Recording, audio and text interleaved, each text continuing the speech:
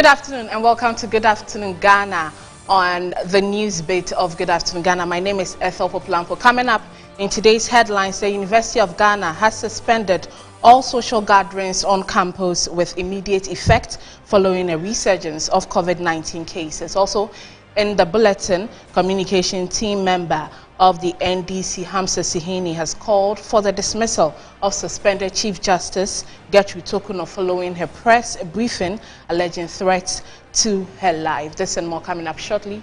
Please stay.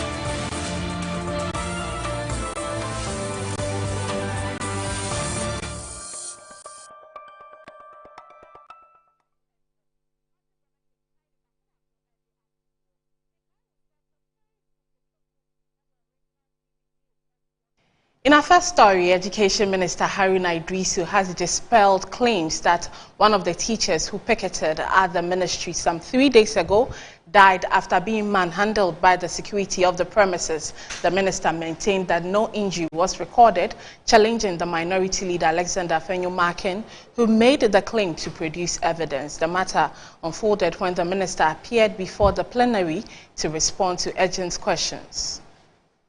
It was the Member of Parliament for Commander Edina Egwafo-Abrim, Samuel Atamils, who asked the Education Minister Haruna Idrisu why some of the teachers do not have staff ID cards and have not been paid for several months.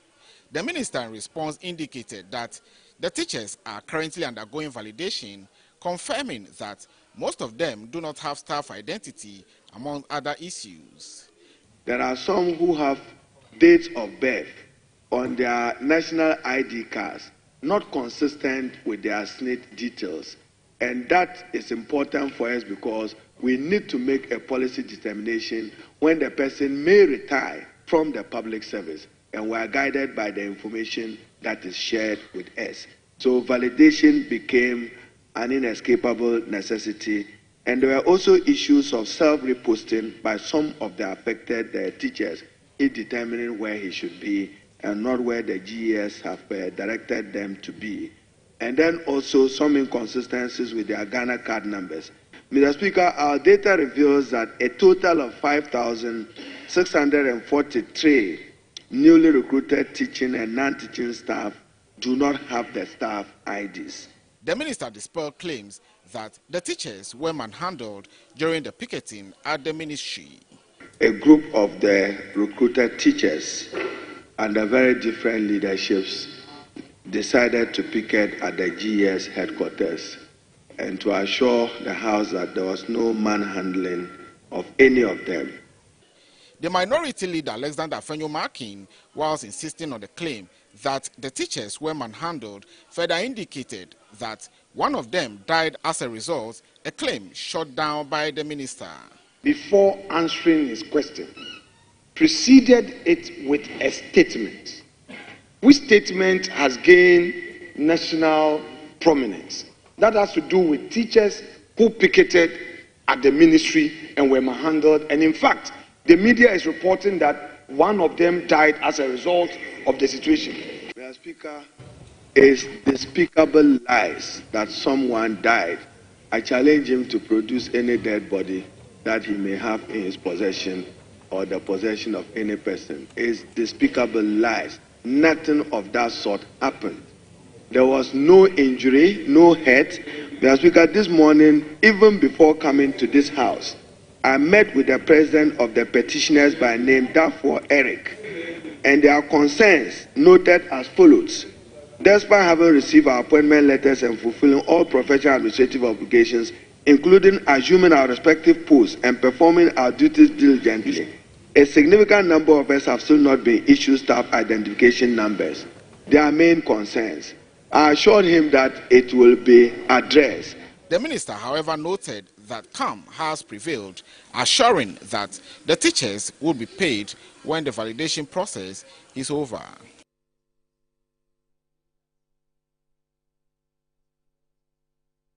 Away from that, communications team member of the NDC, Hamza Sihini, has called for the dismissal of suspended Chief Justice Gertrude Tokuno. According to him, her actions amount to disregard for the Constitution of Ghana. Meanwhile, communications team member for the New Patriotic Party, Ibrahim Ishak, says the suspended Chief Justice is not wrong for going to the press as she only sought to set the record straight. They both spoke earlier on Good Morning Ghana. It is not a laughing matter. What Madam Tokono did yesterday was simply to tell our constitutional bodies and our constitution for that matter to go to hell. And as someone who is supposed to be upholding these principles, to conduct herself in such a manner, we must all express our revulsion at that and demand, even beyond the petitions that have been subjected or submitted to His Excellency the President, we must outrightly demand her removal as a republic. Because we must protect the sanctity of the judiciary and our constitutional underpinning. She showed by that press conference her desires to privilege gossips over constitutionally laid down principles. She showed by that press conference her appetite to be carried away by partisan considerations rather than the law. Okay. I do not know. When they were in opposition as well, they criticized the judges and they made threats. They made several threats against them. The chairman of the NDC, for example, is noted to have made it very clear that they need to make changes to the superior courts. Otherwise, they will never achieve justice. He said it. So they have an interest in changing it. And when these particular things, when these allegations were made, I heard an interview with Musa Bagbande, who is one of the executives of the NDC, and also at the Jubilee House. He made it very clear that regardless of what happened, they will remove the Chief Justice. The extreme NDCs often says that they are going to remove her regardless of what happened. The less extreme ones, such as Hamza, gives her advice, just as she said, to resign. Otherwise, she might even forfeit her pension and other benefits. And she also added that there are threats given to them. So they want to make changes to the judiciary according to their taste so that it will serve the purpose of the NDC.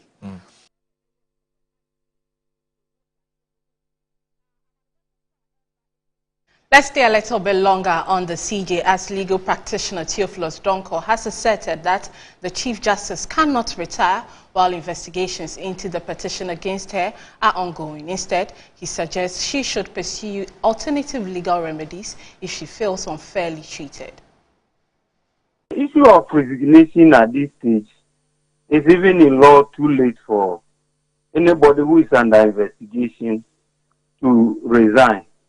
So the issue of resignation at this stage, the prima facie case has been formed against her. She needs to go through the process to the end of it. Because if she is resigning, the president cannot accept the resignation at this stage of the whole proceedings. So the issue of resignation is a moral issue, but not a legal issue at this stage of the proceedings as she is being under investigation. Otherwise, if she is allowed to resign on her own volition, then every employee who is under investigation at a certain point can just tender in the resignation and then he or she can walk away. But once you are under investigation, you cannot resign. That's the position of the law. Article 33 of the 1992 Constitution, when there are issues of violation of your rights, you can approach any high court in Ghana and vindicate that right. The issue about threats, he didn't mention those who have threatened her. And if somebody has threatened her, as the Chief Justice, I believe strongly that he should have made a report to the police. That matter will be investigated. And whoever has threatened her will come and face the law. So to come and say openly and say that, oh, I've been threatened without mentioning name or without lodging a complaint, I don't think that making these allegations. They are mere allegations. They are bare allegations. No name has been mentioned, and they are very speculative, to say the least.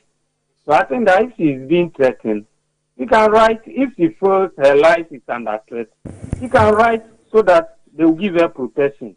And if indeed somebody has threatened her, they should report to the person to the appropriate agency.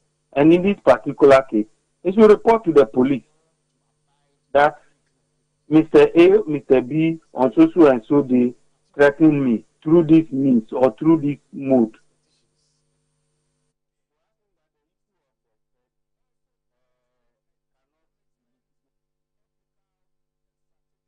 Away from that, Vice President of the Republic of Ghana, Professor Jane Nano Pokwajiman, says the government is committed to creating the enabling environment where civic actors are empowered. Speaking at the Ghana Civil Society Forum in Accra, she revealed that the government is working to pass the non-profit bill aimed at regulating activities of NGOs and CSOs.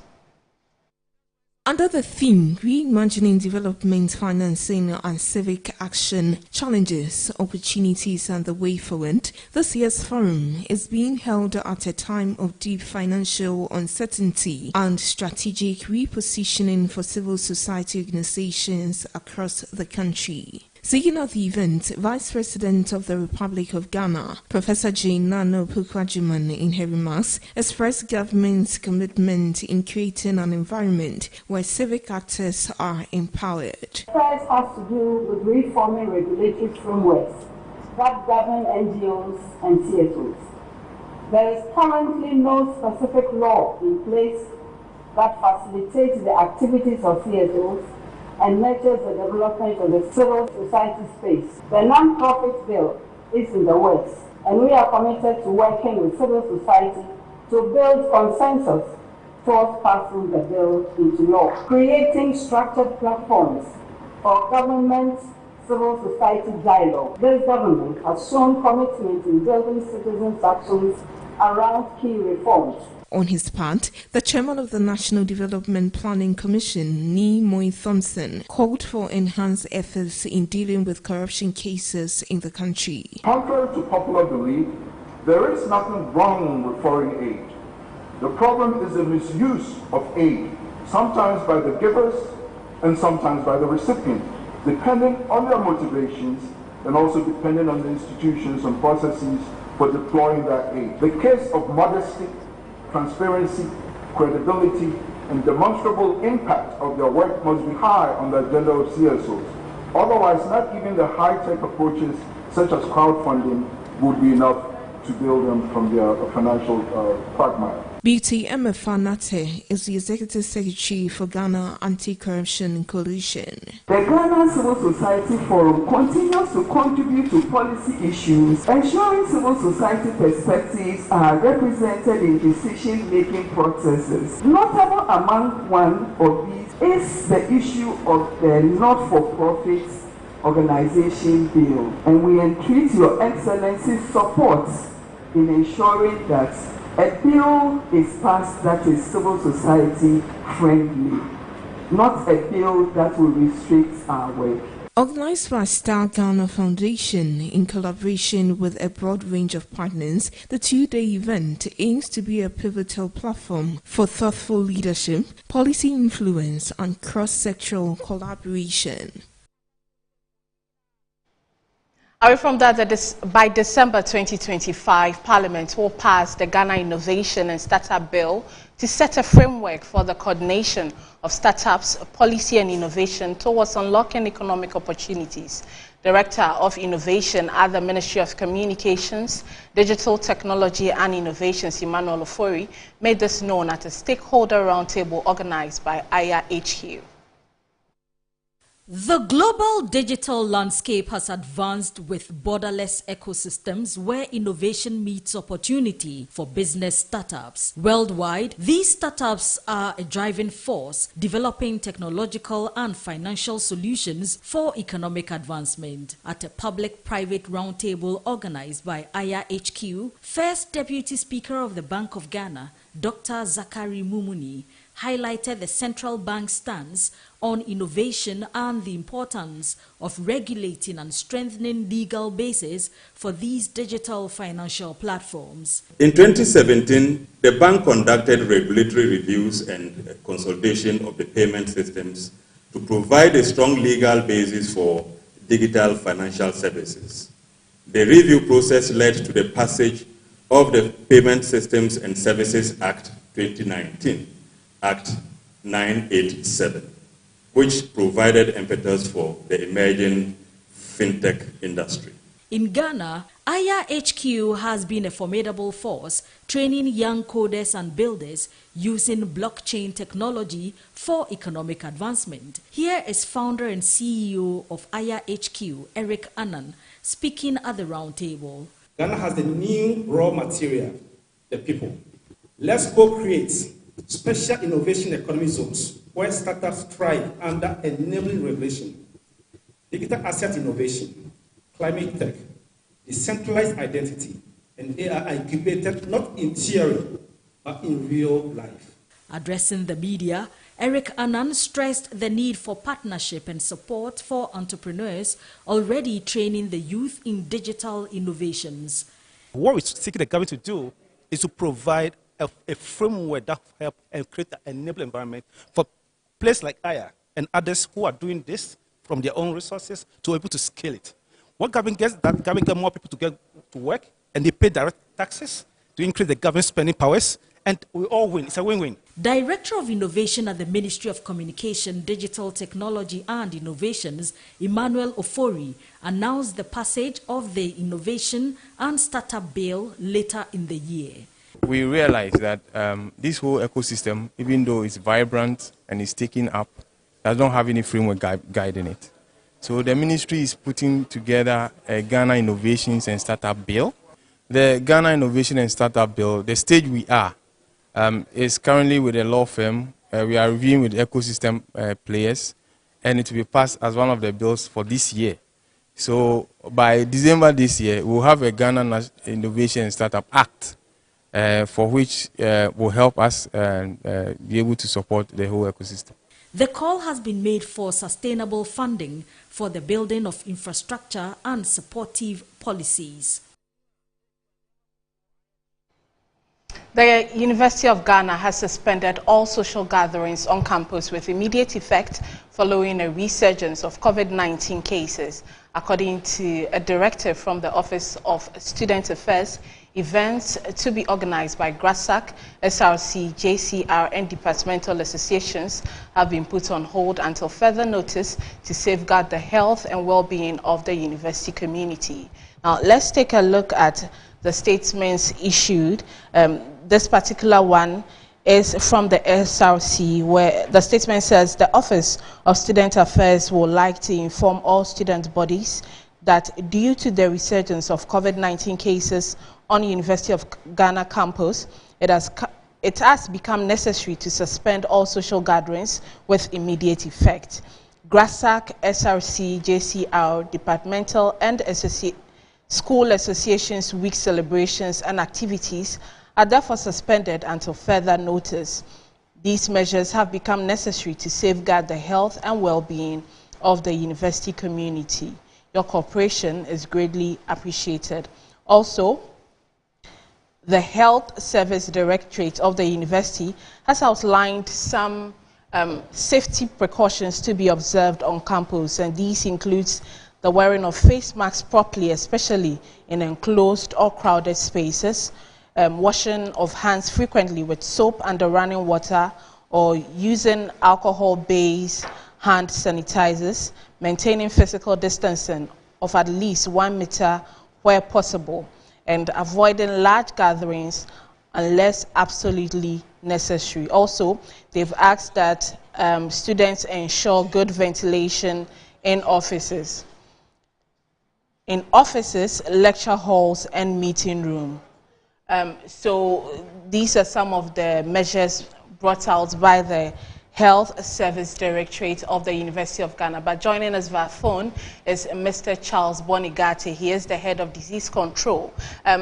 We are currently discussing recent suspensions of social gatherings at the University of Ghana due to the resurgence in COVID-19.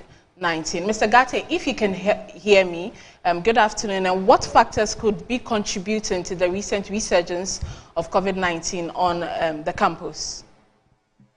Yeah, thank you very much. Good afternoon to your listeners. What is accounting for the resurgence is not any strange thing. You know, COVID started and it moved across international borders. It was affecting a whole lot of people. And so WHO came in to announce COVID as an emergency. And so because of that, every single case that was detected was an issue. It had to be communicated. So when the vaccines came in and the number of cases went down drastically, WHO announced the fact that it is no more an emergency.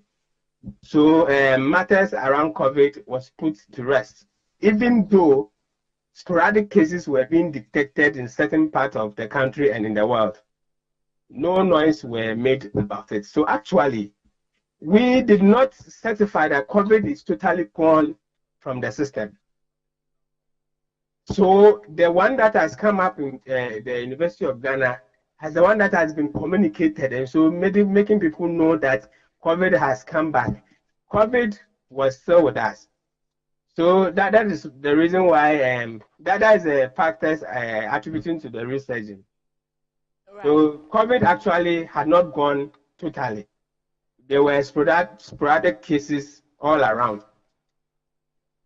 Right, but Mr. Gatti, you've heard some of the measures taken by the university to contain the spread. How effective do you think these measures are? They are very, very effective because we know that COVID is droplets. And so the more closer we come together and have a case amongst us, the more we can spread it around. We know the measures that were brought during the COVID pandemic are the same that the university is taking. And I would have wished that it had become part of us. Right. Become part of us. But you know, we are always sitting down to wait for somebody to sponsor or to make a move on the way we have to protect ourselves against diseases. Like for example, hand washing and other things. You know, during the COVID pandemic, NGOs, the digital assemblies, provided a lot of hand washing facilities, the what do you call it, the Veronica buckets and soap and tissues and other things. So people were washing their hands. But when it went down and those things were not being produced again, they stopped washing their hands. And then cholera that went away because of hand washing came back again. And then now we are seeing COVID in a place like University of Ghana. The people at the University of Ghana, there are so many that if we don't take time, it can escalate. And so the measures that they are taking are very good, they are very correct. But I think Ghanaians should listen and follow up so that we make hand washing a part of us, we make wearing nose mask part of us. You know, when you wear nose mask, it's not only COVID that you are protecting yourself against. Any disease that is airborne, TB, meningitis, measles and other things, you can protect yourself. Even the common dust that makes us get common cold and respiratory tract problems, the nose mask can help in reducing those cases. So the measures they are taking, they are very good. I hope that the students will follow and do what they are being asked to do.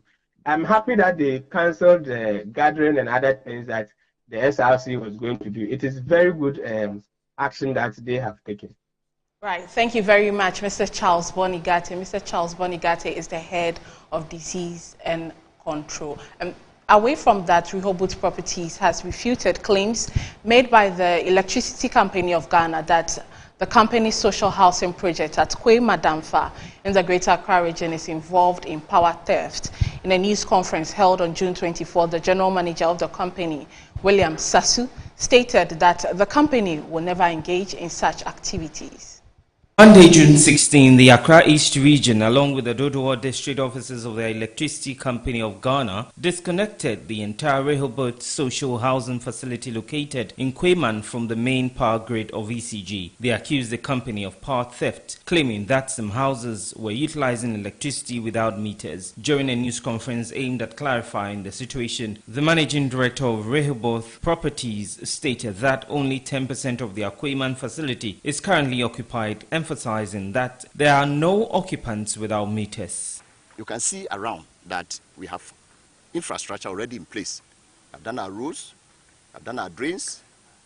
All the pools here, ECG pools, were acquired by our company. And then the cables were also acquired by us. Let me say that a company that has gone at length to the top echelon of ECG to secure and get meters cannot be said to preparing itself to steal power. At the moment, the phase 1A of this project, which has been completed, we have only about 10% of the persons living in. The rest were sold to people within the diaspora, and they are not in the country. I must say that they are unoccupied. The 1B is currently also finished and also has not been handed over at all. He stated that the company will persist in collaborating with the power distributor ECG to install all the outstanding meters that it requested and for which it has already made payments in 2023. Let me say that Rahob applied to the managing director of Electricity Company of Ghana for meters way back in April 2023. I'll crave your indulgence and read the content of that letter to the press. We write a request for your kind attention to secure meters for installation at phase 1 of our Rahob social housing project at Damfa, and also respectfully request for an upgrade of the existing transformer. Let me emphasize on one thing. ECG is our development partner, like Ghana Water and so on and so forth. We have development partners. We work closely with them. We shall continue to work closely with them to ensure that not only this estate, but the other estate that we are developing in Accra have power. The company has installed new transformers designed to enhance the efficiency and reliability of the power supply within the gated community. Most of the houses that the media team visited were unoccupied.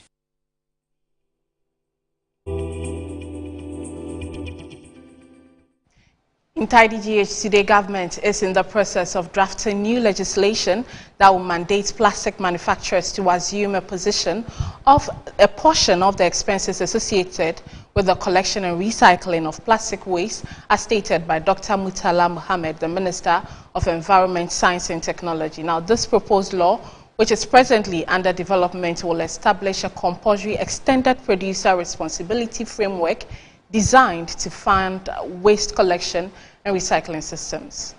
Ghana's issue with plastic waste has escalated to critical proportions. As reported by the ministry, the nation currently produces more than 1.1 million tons of plastic waste annually, a dramatic rise from 40,000 tons several decades ago. In discussions aimed at examining the existing regulatory environment, the viability of a nationwide prohibition on single-use plastics, the execution of extended producer responsibility frameworks and advancements in recycling and waste separation, Dr. Godwin Akwi, CEO of BNFT, underscored the pressing necessity for the country to transition away from detrimental plastic products. Today's summit is a vital step in forging partnerships, sharing innovations, and turning data-driven insights into actions that will reshape our environment and our future. Together, we can lead Ghana towards a cleaner, more sustainable tomorrow. Let us use this summit to set actionable targets and drive tangible change. The Minister of Environment, Science and Technology, Dr. Ibrahim Murtala Mohammed, cautioned that the environmental impact is resulting in a financial burden of more than $56 billion each year. We are developing incentives such as tax breaks, and this one I think is good for those of you in the private sector. tax breaks for eco-design, and penalties for polluting products. Those who engage in that shall be fined. We welcome green bonds and climate finance to help close Ghana's $2.5 billion circular investment gap. So that is a gap that we have, about $2.4 billion. And it is relating to announce that we have engaged a private consultant to see how best we can get some international funding. He announced the government's strategy to limit the importation of single-use plastic products. If you ask me, I'll tell you that let's ban it today. But we need to ensure that we have alternatives that people won't discomfort people. Because if we ban it, majority of the people of this country still use that. And we have to start the process, which we have begun actually. Platforms such as this are part of the processes of ensuring that we are able to sustainably, maintain our environment and ban acts and activities that are not good to our health because of the consequences that they have. As Ghana progresses in the implementation of these policies, the Ministry of Environment is anticipated to issue comprehensive guidelines on timelines regarding the enforcement of import restrictions on plastic straws and comparable products. That'll be all for news. However, Kwesi Free is on standby with Business Edge right after this break.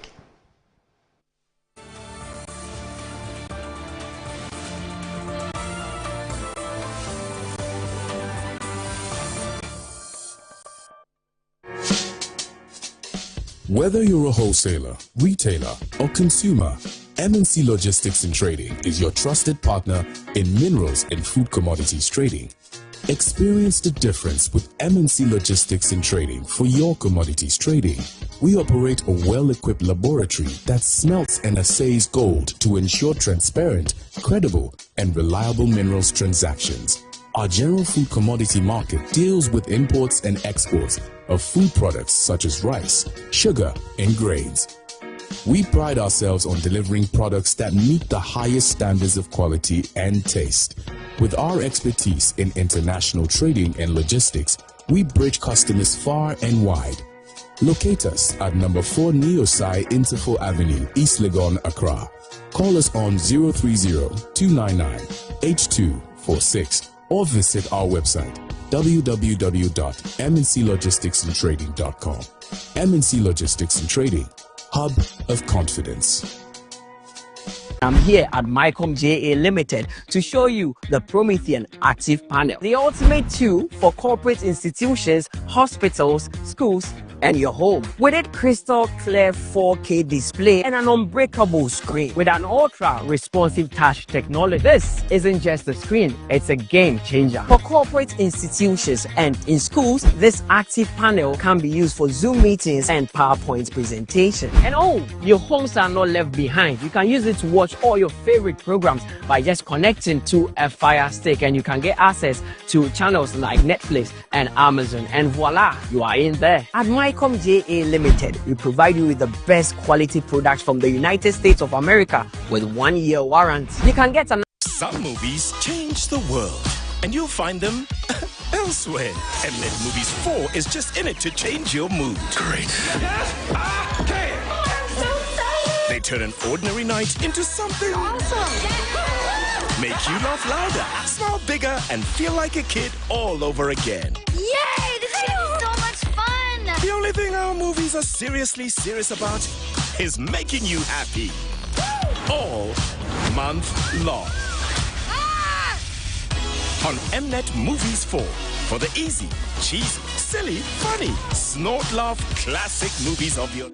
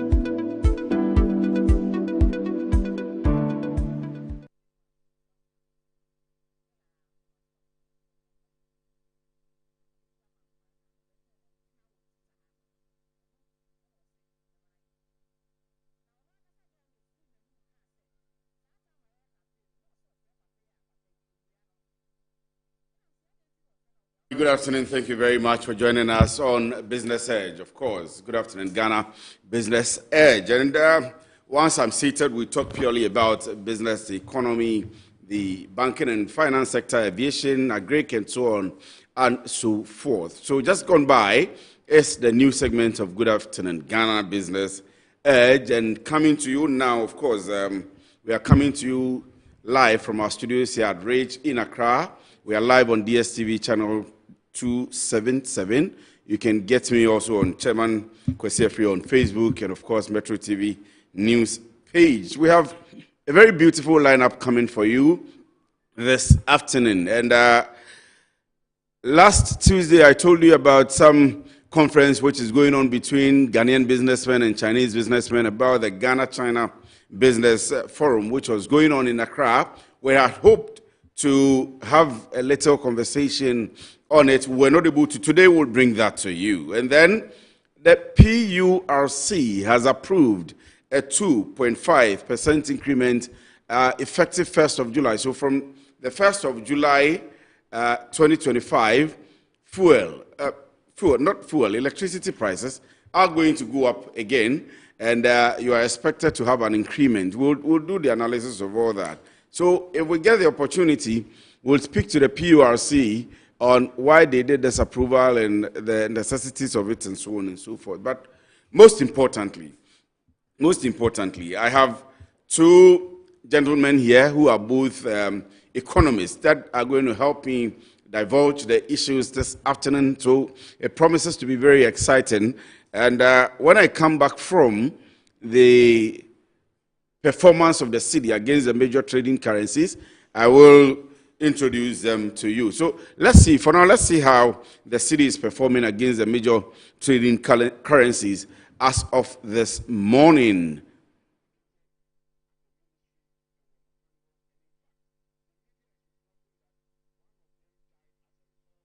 $10.3148 and selling for $10.3252. That's for the US dollar.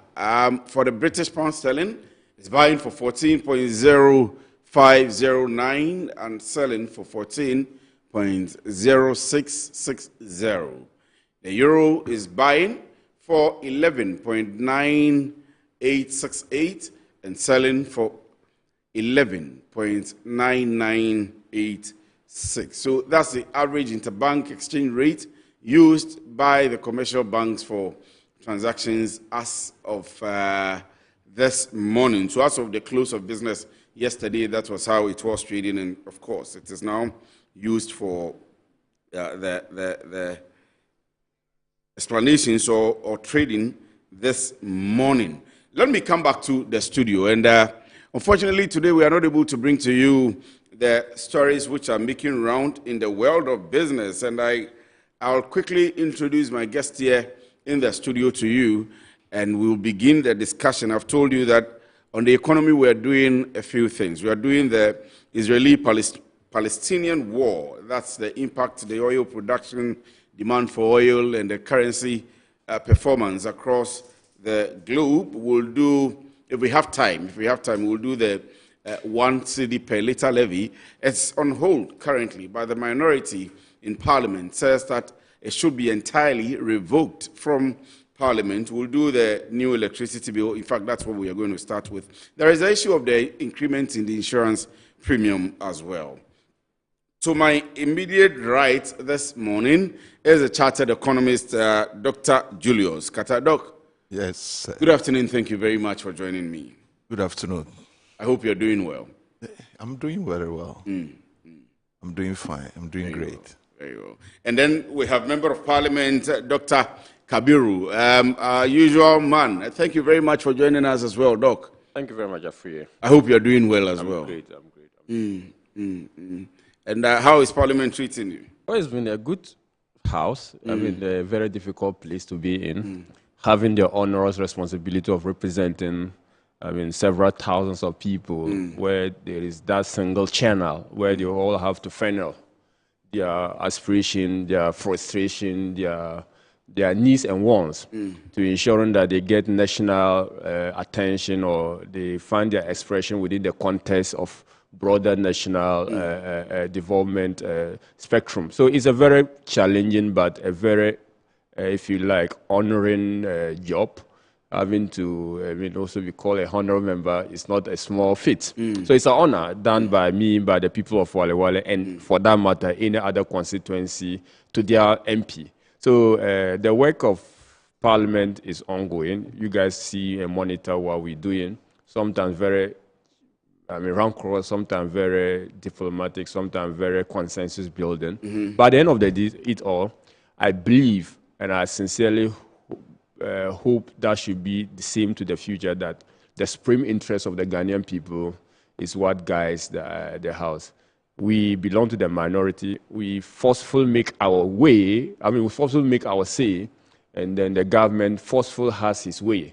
And at the end of it all, I believe that the good people of Ghana... The minority. Very much so, very much so. Our number is few, but the strength of that number is what we are dependent on to make the Ghanaian people meaningful of us. And you know that, maybe before we even go to the work of the minority is what defines Parliament, every Parliament. Like the UK's Parliament, they say the role of His Emergency opposition is to oppose. If you don't oppose, it's the opposition that push people to think outside of the box. But if whatever the government brings to the table is considered as a holy grail, I don't think that the Ghanaian people will have the opportunity of knowing whether there is alternative. The proverb saying that if you are a fan of patronizing one market, you don't know whether prices of goods in other market are quite favorable than the market you are patronizing. And what the opposition does is to bring these other aspects of national life to the fore so that the Ghanaian people can determine whether or not the status quo is what they want or there is something better, the aspiration for which would make their life more meaningful. And I think that we are doing that quite well. It's not been easy, but with the support of the good people of Ghana and with the support of our party, we will perform to the glory of God. Let me begin with you. Because of the Israeli-Palestinian war, the impact is going to have, because of that, the law which had been passed by Parliament about the 1 cedi per litre levy had been put on hold. The government says they are listening government, not like yours when they had come up demonstrating, come up making comments, coming against some of the policies that you had put in place. You did not listen. They are a listening government, and so they have put it on hold. But you still say, from the minority side, that it is not really about the Israeli-Palestinian war and its impact on production and demand and so on and so forth. It is about the hardship in the economy, and so they should entirely revoke the bill. Do you still stand by it? Yeah, well, the opposition to this particular bill and for subsequent, which is now the law, was not because the MPP takes solace in opposing it, because the government's own promise was to the fact that they could increase revenue without increasing taxes or without introducing new taxes. And no less a person but the finance minister, even at a point that they had gotten power and it was being vetted, it was a point reiterated.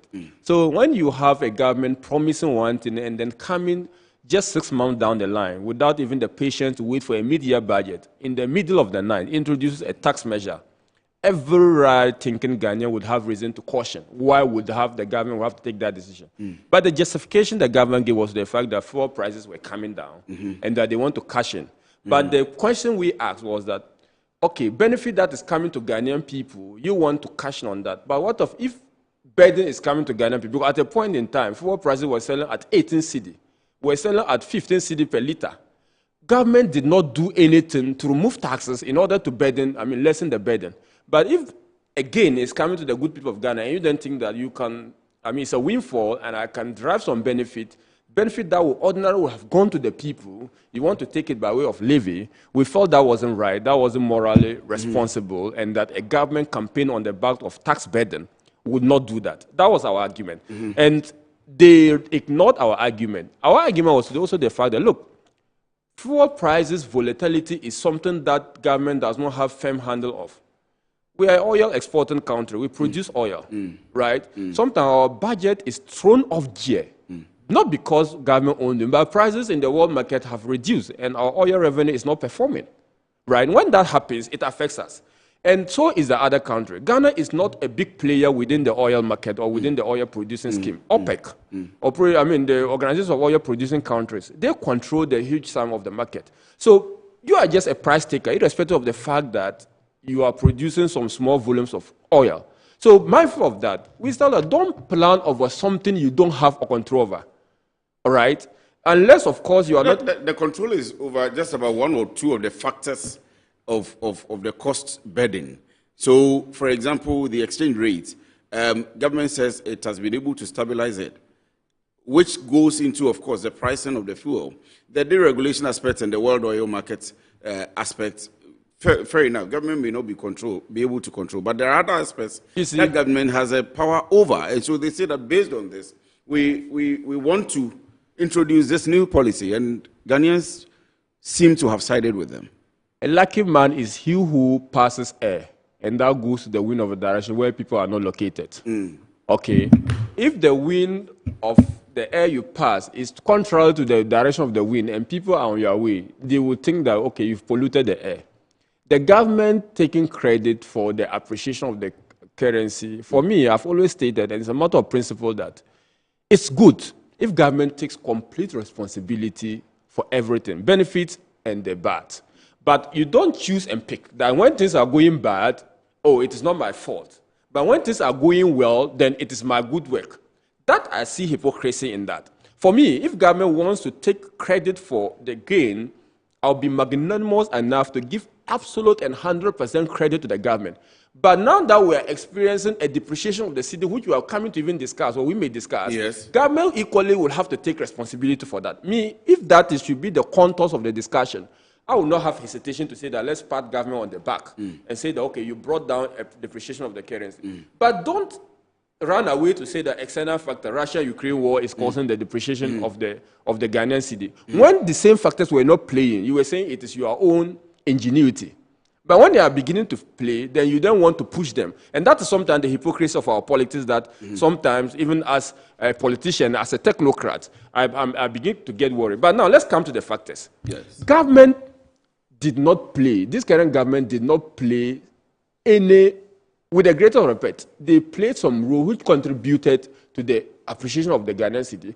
But their role was just also in addition to several other factors that were favoring the Ghanaian economy, i.e., prices of gold were on their record high. How does that government play a role in that? Nothing, no role. Government does not play any role in the setting of gold prices. But it contributed to the stability we saw because our exchange gain were higher compared to the cedi we were exporting in the gold term. Cocoa prices were on record, record high. What's the role of government in that? Nothing. We got some foreign exchange by way of the IMF program. What was the role of this current government on that? Nothing. Government had relief or reprieve from the payment of interest and amortization only. What was the role of this current government? Nothing. The previous government took the blame and went for the DDP, debt exchange program, and put a moratorium on the service of doing. Then standstill was an initiative of the previous government. So when you look at all these factors, which any rational or any meaningful analysis would point to the fact that they contribute to the appreciation of our cedi, then you cannot give credit to the current government for that. Where this current government came in, by way of policy, which you have to acknowledge that government was not spending. There was fiscal consolidation. That contributed to the stability of the currency. So I was going to ask you about that. That's a government initiative. Monetary policy, fiscal policy, which is guiding some of these macroeconomic indicators. That objectively, I will give credit to the government. Okay. But you see, you can be doing this thing right, but your cedi will still be depreciating because external factors have a toll greater than the internal factors. Right, but when you have the conspiracy working to your advantage of both external and internal factors, you think that you are the magicians in the world, you are the messiah, you have what it takes to manage an economy. But when you have external factors going south and internal factors going north, sometimes there's no convergence between the external and internal policy, and that makes people feel that, okay, you don't have what it takes to manage the economy. But as a policy person, as an economist, if I'm analyzing this, I want to see the behavior of all the covariates, the behavior of all the factors that determined the movement of the exchange rate. It is On the basis of that, I'll come to a determination of whether it is exclusively internal or some combination of internal and external factors. And this is what the government failed to do on the back of the appreciation of the cedi. And they wanted to take absolute credit for what was happening. Again, like I said, I predicted that the best performing position of the currency was going to be around 11-12. Government disagreed with me and said, okay, they were pushing it further, and they pushed it further, and as you presented, we are doing something like 10.3 to the dollar. But go to the forex market, go to the black market where the dollar is. There's a huge, at least 2 Ghana cedi difference, 2 to 3 Ghana cedi difference between what the Bank of Ghana reports as the average and what you can actually get a dollar for in the market. That has always been the case. No. On the previous Bank of Ghana took a decision that the discrepancy between the average rate between the Bank of Ghana and the commercial banks should not be that. The variation should not be much. And even when this government started making this and making one, I made my research assistant to be tracking the performance of the cedi. Even though the difference between my average from that, the average of the Bank of Ghana was a bit about 50 pesos. I did not make noise about it. The reason why I did not make noise about it was that the Bank of Ghana used a weighted average, right? I used simple average. So the difference was explainable by that particular decision. But when I look at that rate, the Bank of Ghana average from the black market rate where the dollar is found, there was only about 80 to 1 Ghana cedi difference between the two. But now, today, if you want the dollar in the market, you are going to get it around 13 Ghana cedi. 13 and 10. I'll verify, right? You have to verify. Just call like my good friend and chairman from our committee said, the dollar is, Bank of Ghana is holding the rate and Abuja is holding the dollar, right? If you want the dollar where you can readily get it without any impediment, yesterday, they were selling for me for 12.85. 12.85. It is more than 2 Ghana cedi difference between what the Bank of Ghana reports, okay, and what I can get the dollar for. I have a chips too, so I'll verify whilst the show is going on. Let me come to you now, Dr. Julius Kata. So Doc has outlined a few things and says that you should not be relying on them. And even the performance of the cedi on the forex market is not necessarily entirely an action of your government. That's his opinion, isn't it? Well, thank you very much. Before I pick up some things from what he said, and Honorable should also know. And then to tie into the 1 cedi per liter, whether it should, they are calling for a total revocation of it instead of the suspension. So please, that's where I'm coming from. You have the point. You see, if you take the energy sector, what is left for us, what is handed over to us, the energy sector itself has a huge debt. And that's about 80 million Ghana cedis. And a government who inherits such a huge responsibility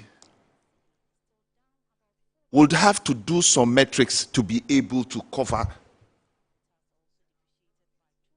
that responsibility we inherited. So if he's saying that there's no need for us to levy, agree, maybe the taxes we have removed, he's in parliament, they got it right. We had removed some of the taxes. And for us to inherit this amount, it stands that we need to do something about it. And that is why we came up with a formula of the one Ghana cedi. But then when Ghanaians complain about it or raise a red flag on it, we are actually a listening government. We've been able to have patience to steady the ground well before implementing it. Before even taking that money from Ghanaians. We passed the law, but we have hold on because we are seeing some other indicators that we have to use to solve the problem. So he should also appreciate that this government is doing far well than the previous government. The reason is, if you look at the debts exchange, I was a consultant to GFL. I was there. The debt exchange program, the government. Yes, when they started, the technical aspect of it, I was there. The fact of the matter is that you take people's bond, Ghanaian workers' bonds, to go for IMF loan. That has become a debt to this government, to the NZC government. We need to find a way to solve those problems. You see, what happens is that when you are in power and you are doing certain things, and we raise alarm, they didn't take it. It was a hard decision. I'm telling you, they didn't listen to us. Even Ghanaians were talking about the hardship in the economy at the time.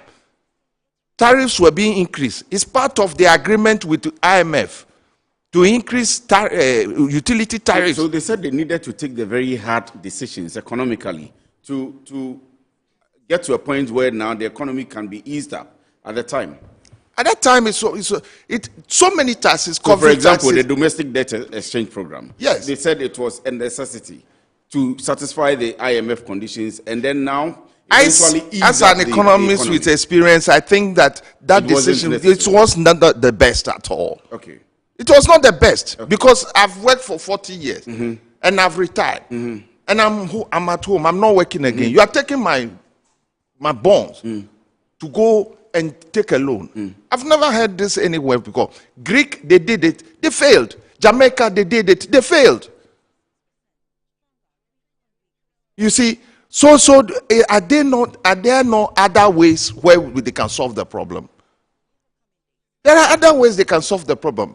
The fact of the matter is saying that holding the gold, we have positioned the gold reserves strategically so that we can get more exchange rate, about 3.something billion. And you're saying we shouldn't take credit for that. We'll take the credit. If the credibility, the credit worthiness of NDC being in power is their problem, that is left to them. I'm telling you. So it is not only about the good practices, fiscal discipline, good practices, discipline by itself. It's needed. You can be an economist, you can be a historian, you can be whatever. But if you are not disciplined yourself, you can't do anything. And certain decisions, decisions that were taken at that time, borrowing heavily, also had a toll on government. And we have seen all these things reflecting through all the sectors of the economy. And we are trying to correct them. You say we shouldn't take credit? That is absolutely not correct. So, for example, the 1 cedi per liter levy, which is on hold now. Yes. I have told him that it's the picks that you are listening to Ghanaians. You have engaged the OMCs, you have engaged the transport operators now, and they have given you the clearance to go ahead. But you have cited the Israeli-Palestinian war, which per projections may have impacted, but now clearly it has not. Is it still going to stand, or it is going to be revoked? That would depend on the way things are going. That is why we are holding on. There are exogenous factors that contribute to Ghana's having repercussion on Ghana's economy. As for that one, it is there all the time. But it depends on your domestic strength. And the very strategy, that's why the President His Excellency John Dramani Mahama says that he has directed the Minister for Finance and Minister for Energy and Bank of Ghana to have a close eye on all factors that will contribute to increasing of fuel, tariffs, and the rest. You understand? So it means that there is some kind of discipline, structured discipline to control the system. At the time, we heard in this country that Ukraine-Russia war had a toll on Ghana's fuel prices.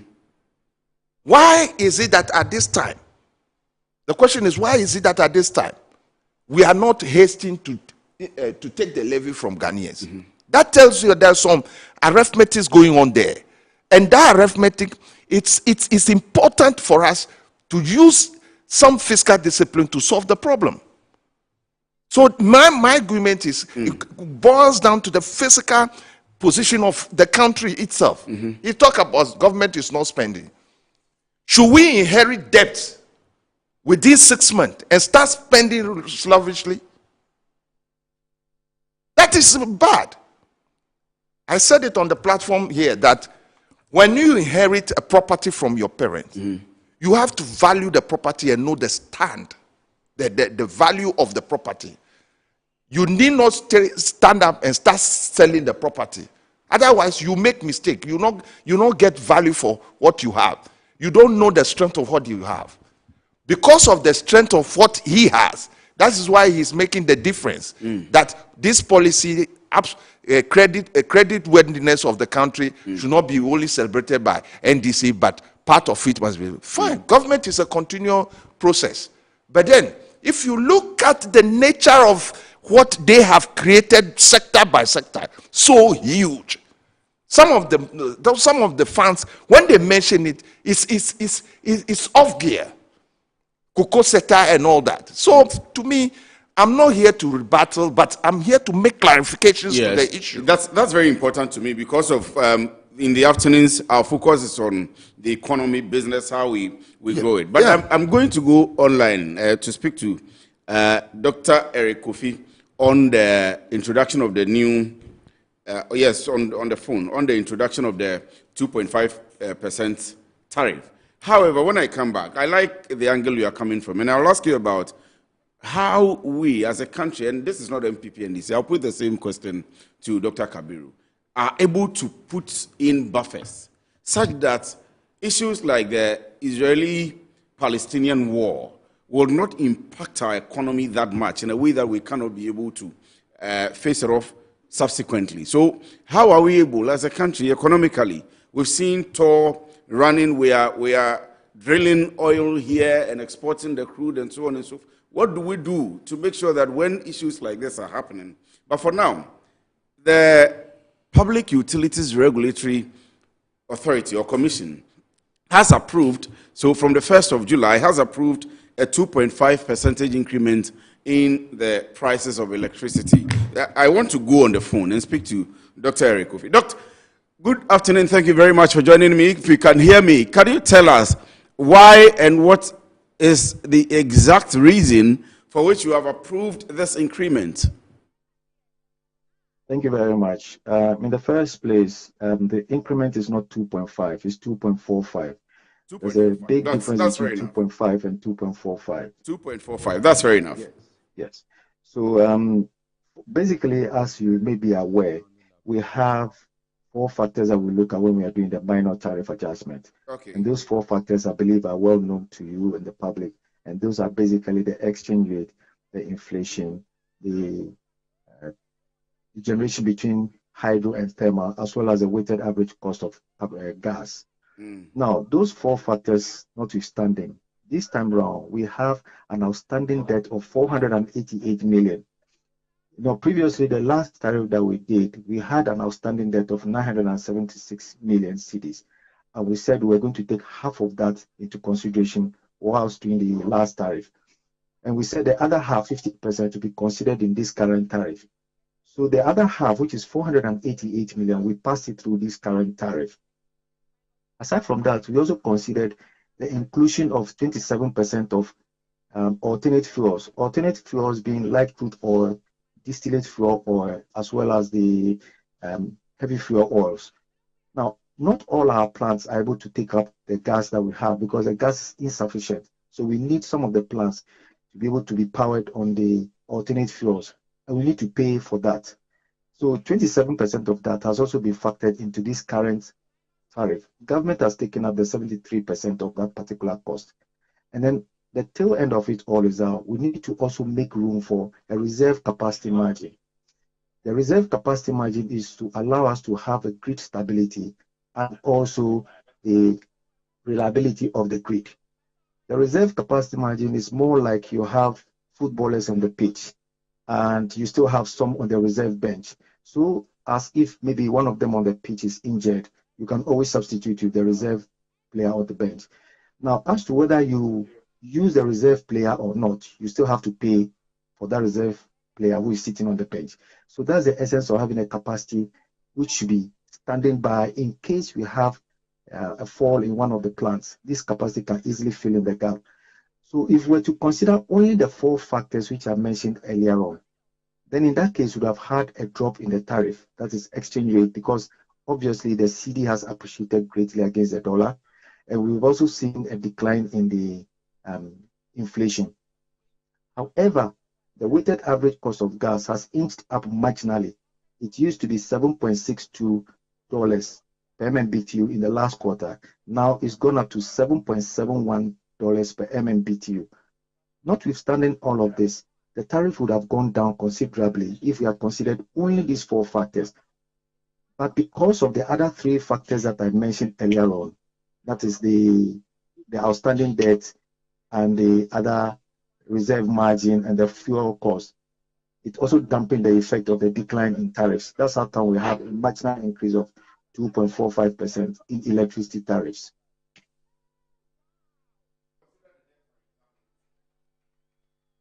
Hello.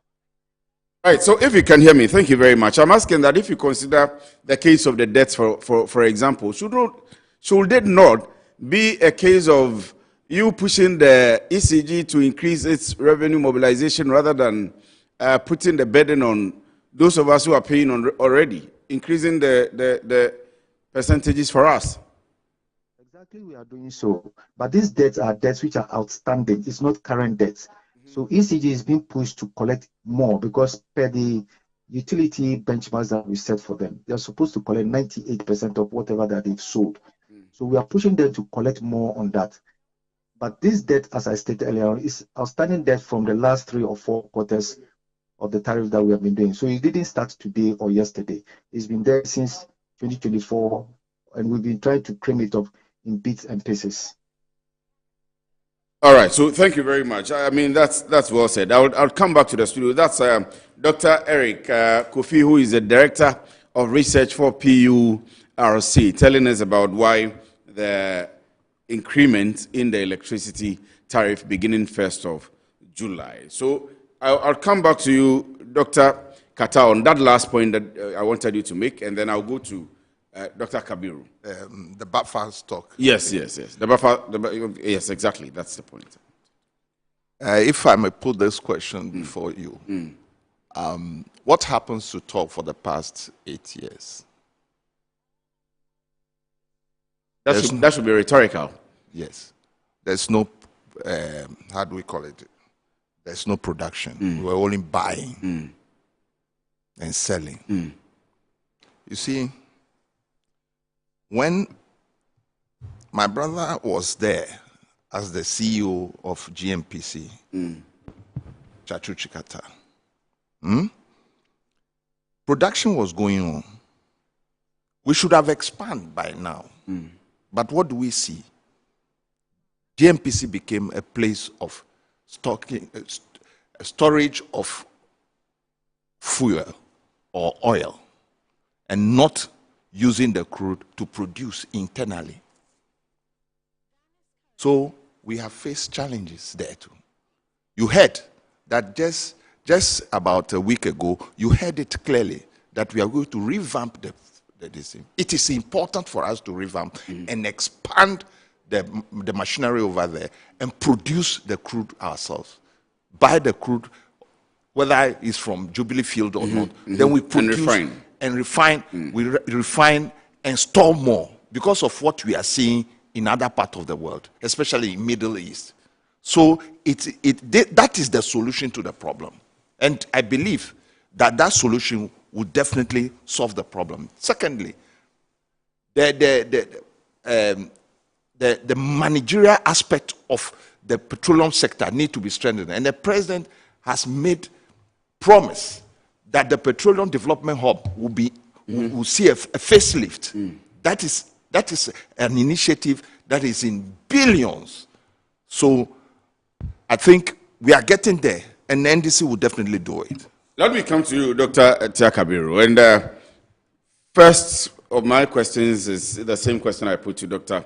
William Kata on what buffers are we putting in place as a country. He believes that in the last 8 years, you left Tor to rot. And there are some other issues which, of course, you raised earlier you may want to.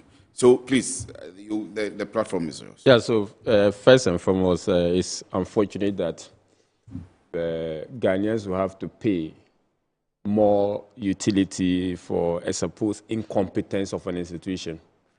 That should not be accepted in any, progressive society, that you fail to collect your revenue, you are passing on the bill to those of us, like a valid question, who are paying, and that you are saying that, but for that particular debt. If an agency makes debt or records losses, you spread it over a time that you make profit and pay for that loss. You don't say that you have to help me recover my debt by imposing tax or increasing utility for me for no crime of mine. I did not consume the power that you are using. Again, on one hand, government is citing this debt, and the from basis for which they are increasing levy, and they are even contemplating putting 1 Ghana cedi levy on fuel. On the other hand, PRC is taken from the Ghanaian people by way of increased levy to pay the same debt or that particular debt that they have been complaining about. That is double jeopardy, and it is not good that on one hand, PRC is squeezing us by way of utility. On the other hand, government is squeezing us by way of levy or fiscal policy. That should not be right. That should not be tolerated. And that if we are suffering one jeopardy, utility aspect from PRC, it may well be understood. But government cannot also be taking measures and then squeezing us our balls, and then PRC is also squeezing our balls on that. On the much broader issue about how do we, the question about PRC, Tor not happened. The question of what happened to Tor over the years, that would be a very objective, neutral question to ask. Limiting it to 8 years suggests that there was something doing before the MPP came to power in 2016 or January 2027. And that will not be a fair decision. For me, if we are holding the national discussion, but you see, the inefficiency of public institutions has been minimal over time. And this is the same reason why they are going after the privatization of certain end of the ECG. Through the investment and congenial environment for private sector to thrive in, Shentor came into stream. But that is a bit of the problem. Shentor energy is not enough for the refinery capacity of the Ghanaian. If we develop a capacity to refine every oil produced and the differential is imported, it's going to reduce the burden on the Ghanaian people. And we must all be discussing that. And that if a government decides to do that, the government is worthy of support. And if the petroleum hub is being considered as something that the government found worthy and they want to expand it, it was started by a government, right? The previous government took various investments. In fact, Atobo was started by the NDC government. It is something worthy of commendation. And they say they want to start another gas plant. It is something that will help, right? These are things that, for me, I will comment. But if you try to jettison what has been done, try to say that nothing good has been done over the years, and that you are coming like from moon, that you are going to start everything all over, that will not be right. So for me, fundamentally, but that is not even the issue. The greater issue is how do we change fundamentally the structure of your economy? If your economy is raw, export of raw products or primary products without adding value, secondary and tertiary, you don't expect your economy to be doing well, and you expect that the external factors would always play a role. And I'm happy again on this platform, on this discussion, people are admitting that exogenous factors play a role, right? When we were on that sit and we were telling people that exogenous factors, they were asking us, Cote d'Ivoire is here, why is Russia-Ukraine war not affecting them? Burkina Faso is here, why is Russia-Ukraine war not? Forgetting that internal vulnerabilities differ from country to country, such that when a disaster hits in a certain quarters, how it's going to affect one country would vary from how it affects the another. But now, the chicken is coming home to roost, and I'm happy that at least we are all agreeing that exogenous factors play a role, and that to that extent, when things are happening, let's sit down and not blame government exclusively for what is happening. We should isolate the factors. Again, people talk about the fact that we need to go away with this. Look, ECG has to be reformed. The reformation will have to take this leadership and discipline. And the leadership is not running away from the challenges by saying, I want to sell it off to a private person. Okay, the private person would then come and burden the Ghanaian people with their profiteering mentality, because that the essence of any private business is to make profit, right? The social aspect will be jettisoned. So that is what one thing we have to. We have to also look at our power generation and transmission. Transmission losses alone account for about 22% of the energy sector debt, right? So how do we stop this transmission? How do we divide this country so that power is generated closer to the distribution point? That is another thing that I think. How do we depoliticize it? I think that the issue is the politicization of all of these things. The issue is not the politicization. Politics will continue to go on, but leadership is what takes you to pursue politics what will you want. go on, but do we politicize? There is politics, but the government went ahead issues? and passed one levy on petrol. There is politics. The government went ahead to introduce the coders program. There is politics. The government went ahead to spell out a little of project they want to do. So politics notwithstanding, a government committed to doing a particular program will do it. Especially also when you have overwhelming majority of the Ghanaian people supporting you on this particular initiative. My parliament is more or less a total shutdown that you can put in any development you think is life-changing for the good people of Ghana without any hesitation whatsoever. So unless, of course, you don't carry your projects and you don't market your program. So this government will not. The previous government may have an excuse because there was nearly a hung parliament. The one before the previous parliament may not have an excuse because it was overwhelming majority for the MPP. But this government cannot give us excuse. It's also an overwhelming majority for the NDC. Yes, they cannot give us an excuse that politics is not making them do certain things. If they are right, they have the majority in parliament, they have the majority of Ghanaians, giving them over 1 million people supporting them in excess of the MPP to pursue whatever they want to do. So for me, politics is in every jurisdiction. The UK politics is much more sterner and fierce than what we are having. The United States politics is much more acrimonious and even deadlier than what we are having. Yet development still goes on. But if a government is not clear on what it wants to do, it is only in the pursuit of lip service, then you will blame politics for what is happening. But I think that this government has no reason to blame politics for its inability to pursue the promises they made to the good people, because every single Ghanaian, every single bone and vein in the Ghanaian body supports this government, that to the extent that you are doing the good things, then you have our support. So for me, it's political commitment, and the government, the president, if so committed, can change the fortunes of this. And much more so, this president only has one term. There's no fear whatsoever that he may be coming for a re-election, so therefore I want to have the tenure of second term, that particular mentality in the mind of some president, right? It's an opportunity to do the right things. And if he fails to do this thing, then it is going to be a problem for the country. So let me come to you now, Julius. You would have the chance to speak to the things you have spoken to, but please to add this for me because our time is almost up. The news is reporting that GRA is also imposing 15% VAT on non-life insurance premiums starting 1st of July. I'll read a bit of it to you.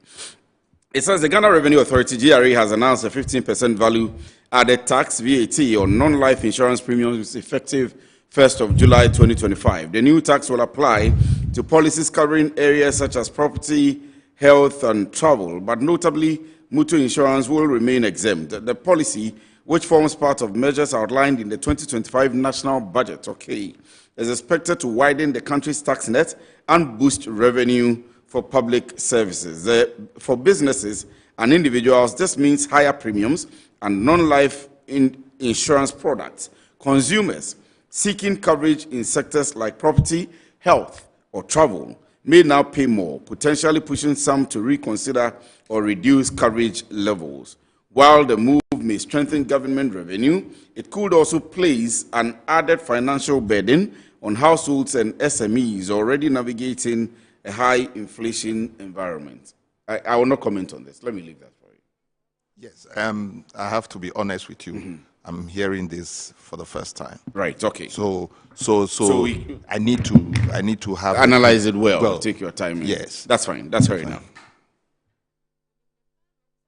But to speak to some of the things that he had raised, or you are good. You're okay with the no controversy. I think there are facts put out there, so I'm not sure. No, you see, he knows that He himself, he knows that the initiative we are taking strong position to make it better for Ghanaians. And we are not going to relent. We are pushing hard to make all the initiative and the promises we have made achievable. And he should know that we are competent in doing it. And we will never disappoint Ghanaians. And I believe so in my government. I'll take your final comments, but let me read just this one message. It says, while Dr. Kabiru may be offering insights, it's important to remember that his administration had an 8-year mandate during which little was done to relieve the public hardship. The e-levy was introduced as a supposed solution to our economic struggles, yet its proceeds were poorly utilized. There is a growing public frustration with theory-based solutions that lack real-world impacts. Engineer Abbas Haruna from Kumau sent in that one. Please do not call. Almost all of you are calling. Just send in your messages. Doc, let me take your final. So first and foremost, there is this talk about e-levy and whatever. E-levy came in to replace a certain levy, the Road 2. In all this discussion, no one has ever asked themselves whether or not the government replacing e-levy in place of Road 2, they make it as if there was nothing given. And as if it was a new, totally new tax without anything in place of it. And that is sometimes the dishonesty of this conversation we are having. That you move on the Accra Tema way, you move around the country with your car, you don't pay any toll for the use of the road. Then you come back to say the government put in tax, new tax are to the detriment or to the chagrin of the people. That is not being fair because you move around without paying tax on the road you use.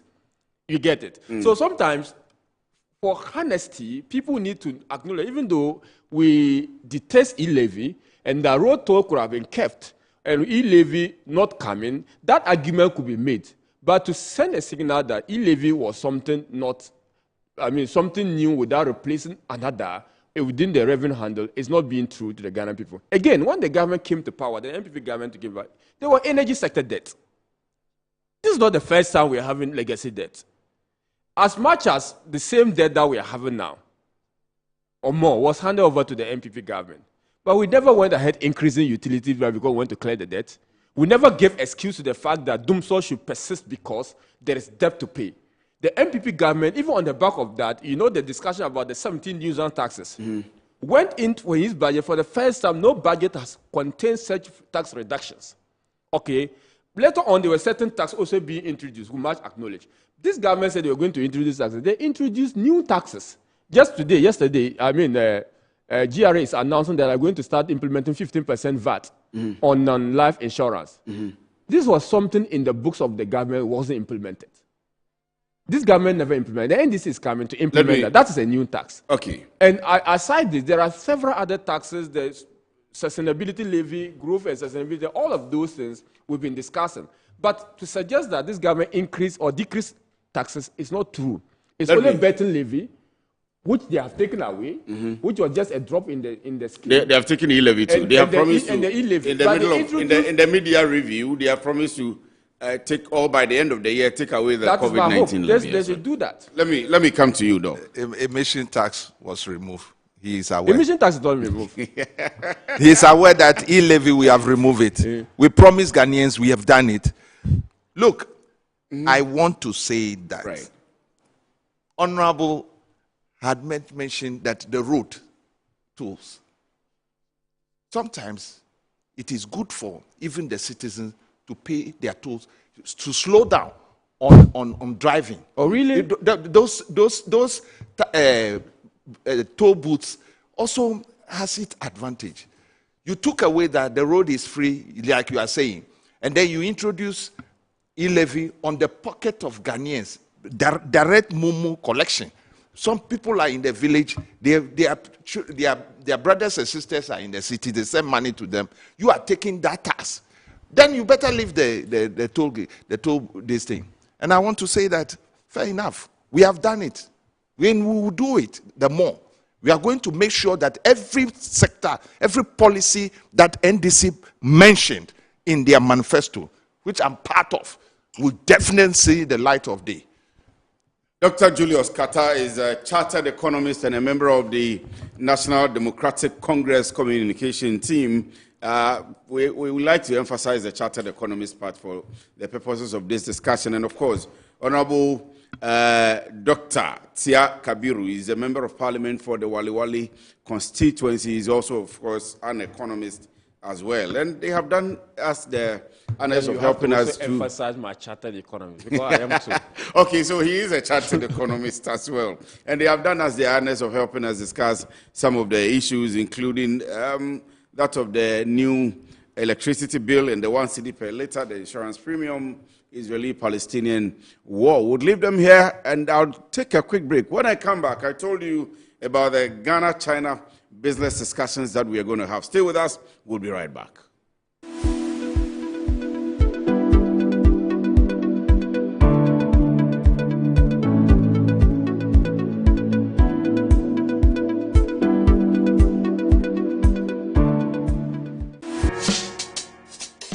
Whether you're a wholesaler, retailer, or consumer, MNC Logistics and Trading is your trusted partner in minerals and food commodities trading. Experience the difference with MNC Logistics and Trading for your commodities trading. We operate a well-equipped laboratory that smelts and assays gold to ensure transparent, credible, and reliable minerals transactions. Our general food commodity market deals with imports and exports of food products such as rice, sugar, and grains. We pride ourselves on delivering products that meet the highest standards of quality and taste.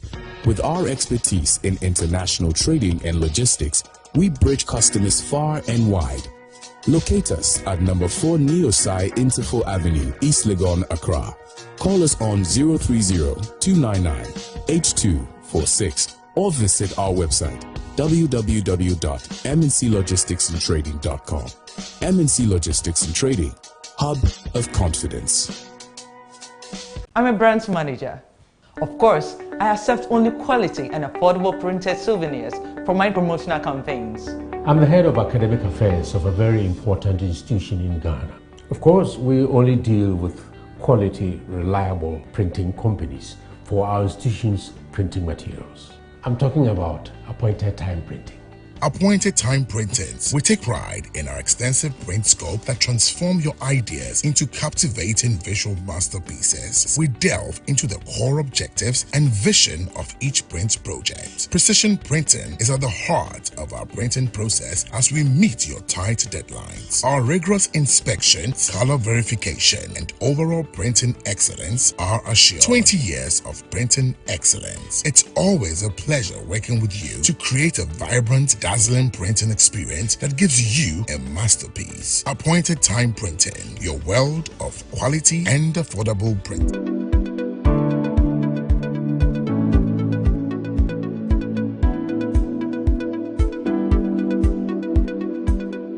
I am in a position to state that if we look at the objectives and combine it with the fact that we have become a middle income country, then we need to also have a real balancing of our relationship. What are the factors that made us a middle income country? There are mainly 3.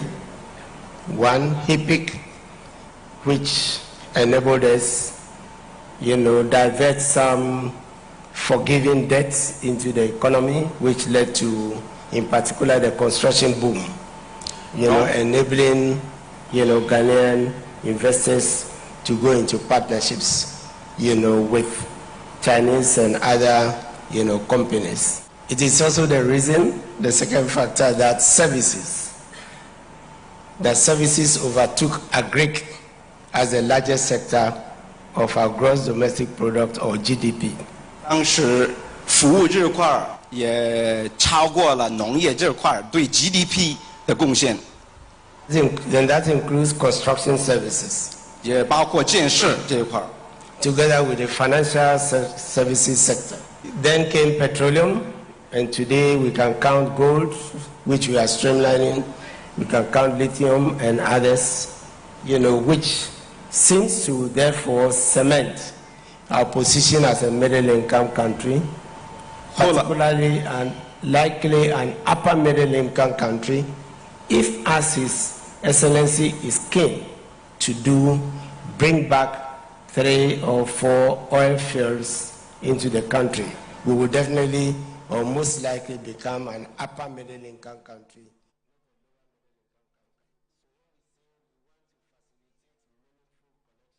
Forgive me for that. I am saying that Honorable Debrah is a former Minister of Finance, currently at the Jubilee House doing a lot of financial engineering for government and, of course, the Ministry of Finance. And he was the one speaking to us about some of the activities that have gone on between and how the Chinese government and country have supported our dear country. And so I told you about it, that will be the second leg of our discussions for the afternoon. And they are seated here. My guests are already seated here.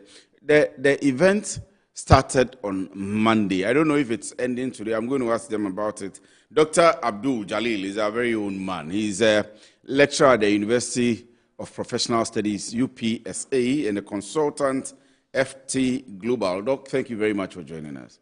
I hope you're doing very well. And then, maybe for the first time in our studios, Chan Gao. I hope I got it right. Chan Gao is a Chief Executive Officer, Sino-Africa Group. Thank you very much for joining us as well. I hope you're doing well. Yeah, perfect. And it's good to have you here. Yeah, it's another time that I'm in Ghana. Thank you. But let me begin with you, Doc. What exactly is happening? From Monday, we are told that you have been having a conference, the Ghana-China Business Conference. So what exactly is it about? Okay, so good afternoon to your viewers. Mm-hmm. And what I would say is that the platform is basically seeking to create an opportunity for Ghanaian entrepreneurs to meet with Chinese top leaders in the business sector. Mm-hmm. And the idea is that, over the years, as we all know, if you look at the structure of our economy, in terms of economic development, you always have to transition from, let's say, you have to grow your agri sector to manufacturing and to service. Mm. But something strange is happening in Ghana. If you look at what the Honorable Secretary just mentioned, our economy now is dominated by service sector, right? So that means like we have skipped the manufacturing sector. Point. And we think maybe we're doing well. I don't think that's the right approach. So we are seeking to, because if we don't do something as a nation, and I mean, we cannot skip the manufacturing. So we think that we have to create a platform where we can bring Chinese technology, Chinese CEOs to learn what is happening in Ghana in terms of the opportunities available, and also get the chance to talk to the state actors and also the private sector, so that we can create that platform to be able to boost our manufacturing sector. And we are looking at like an ecosystem where we look at financing, we look at market access, we look at the supply chain, then we'll come together and see what we can do between China and Ghana. So basically that's what we are trying to do. And but Chan, you were there yourself? Yes. And how is it going so far? What's been happening there? Well, to be honest, like we are bringing like more than 60 Chinese enterprises here in Ghana this time. So most of them most of them are first time in Ghana. And we were bringing like them with their investments, with their like settlements and localization in Ghana, and we are responding to the initiative by the President Xi that the 2 nations 2 parties. We're bringing them respond to that, and we're bringing those. We want those Chinese companies to localize here and manufacturers. We can make it like to supply the local market here in Ghana, as well to export all those manufacturing outputs to maybe Europe or in America. Yeah. But is there the opportunity for training as well? I mean, one of the key things that we need, there are a lot of young businesses, startups, small and medium scale, not very large businesses. Yes. But if you look at the Chinese economy, you have these industries. I'm told when you go to a place like Fushan, Cagliari, and so on and so forth, the furniture industry is huge. Yes. We have a lot of trees here, but I mean, we are not there yet. And that's Doc was talking about. We need to get into the manufacturing sector. Is there the opportunity to train, not just the business meetings, but to train Ghanaians in these spaces so that we can get onto the giant sports also? Yeah, so that's quite interesting. So you mentioned about the trade, but more than that, we would like to mention it as a supply chain. Yeah, because for since you mentioned about trade, which is you just make the bilateral trade maybe between Ghana and China. But if we have the supply chain, that we're bringing the technology itself, the manufacturer's technology in Ghana, and that will take benefit to those, as you said, as you mentioned, the SMEs. Yeah, it's not just the giant companies. Even we have the manufacturing power in China for those giant companies, but still, they can bring their technology and help Ghanaian entrepreneurs and SMEs to grow as up. So that's the position. It's an ecology between the giant companies and the startups. And you are feeling it already. What he's talking about. I mean, the conference has started Monday, Tuesday. Has this been happening? Are you meeting them, having partnerships? Your people from the side of Ghana. Yes. It's quite impressive because if you look at it, since Monday, the hall is always full, fully packed. And you see, apart from the top executive, you see, even SMEs also coming. Actually, I met someone who is into honey production, and I was very, very impressed. I was telling him that it's difficult to get, quality honey. Usually, we get people. They told this organic, but it's not true. But he was able to prove to me that, okay, what he's producing is organic. And I was very impressed. And to see such SMEs, getting this kind of platform to also speak to the Chinese people and see the potential collaboration that can happen. And I want to add that one of the innovations for this platform, there is this idea of dual nation industrial park. I was going to come to that, but you go ahead with that. Then I'll have my question to ask you on that. Yes. So the idea is if you go to China, they have provinces, and most of the provinces have their area of specialization. So if you want, let's say, electronics, there's one province that you have to go, and everything about electronics, you can get it there. If you want solar, there's another, city that you have to go. If you want automobile, it's there. Yes. So the idea is to say, okay, in Ghana, can we also mimic that, this industrial clusters, whereby, let's say, if you want to produce slippers, so we just, agglomerate it in one particular location so that we can... Because the question was going to be, if you listen to Chan, they are almost ready. He mentioned the fact that they can localize here in Ghana, set up here in Ghana, and we will be happy because we want manufacturing, we want industries. But do you have the platform for them? Yes, so currently, as they are in... discussions are ongoing with government to create the right platform, the incentives, so that because government has to drive this. Like industrial parks. Industrial parks, yes, industrial parks. And the innovation about this is that want a situation whereby, for instance, if you have a, let's say maybe a park where you produce, let's say, slippers or sandals. So you produce the sandals.